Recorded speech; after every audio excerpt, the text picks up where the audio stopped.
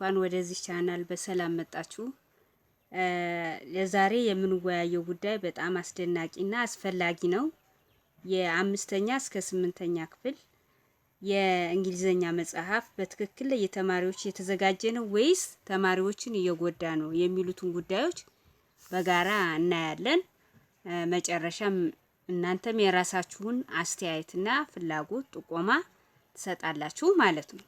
ወደ ዋናው ችግር ስንሄድ እንግዲህ ከ5 እስከ 8ኛ ክፍል የእንግሊዘኛ መጽሐፍ ከተማሪዎች እድሜ ጋር ተስማምቶ የተዘጋጀ አይደለም። ይሄ ማለት የተማሪዎችን አስተሳሰብ፣ አመለካከት፣ እድሜን መሰረት አድርጎ አልተቀረጸም ወይም አልተዘጋጀም ማለት። ስለዚህ አብዛኞቹ ቃላቶች ከልጆቹ እድሜ አንፃር በጣም አስቸጋሪና ተገቢ ያልሆኑ ለነሱ ሊሰጥ የማይመከረውን ነገር ሆኖ እናገኘዋለን ማለት። ይሄ የመጀመሪያው ችግር ነው። የትምህርቱ ርዕሶች የእውነተኛ ህይወታቸው ጋር የተያያዘ አይደለም።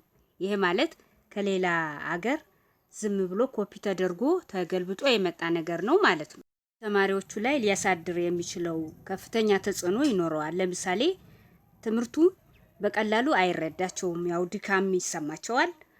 በሁለተኛ ደረጃ ደግሞ እምነትን ያጣሉ። በሚማሩት ነገር በምንም አይነት መልኩ ሊያምኑት አይችሉም፣ ምክንያቱም ከእድሜያቸው በላይ ስለሆነ። እንዲሁም ደግሞ ጭንቀትም ሊያስከትልባቸው ይችላል። ትምህርቱ በሚከብዳቸው ጊዜ ይጨነቃል፣ የመጨነቅ ባህሪም ያሳዩበታል ማለት ነው። እሺ እንግዲህ ችግሮችን እስከዚህ ድረስ ከተመለከትን በቀጣይ የምናየው ደግሞ መፍትሄውስ ምን ይሁን የሚሉትን አንድ ባንድ እናያለን።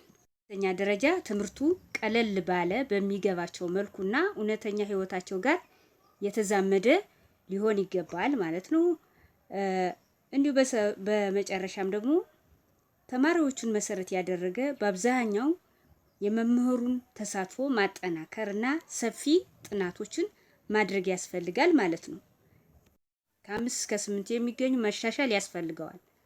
እርሶስ ምን ይላሉ? እንግዲህ ባኮት አስተያየት አንዳንድ ነገሮችን ካሉ ይጻፉ። በዚህ ቻናልም ይቀላቀሉ። ለዛሬ ስለተከታተላችሁኝ እጅግ በጣም አድርጌ አመሰግናለሁ። በሌላ ቪዲዮ እስከምንገናኝ መልካም ጊዜ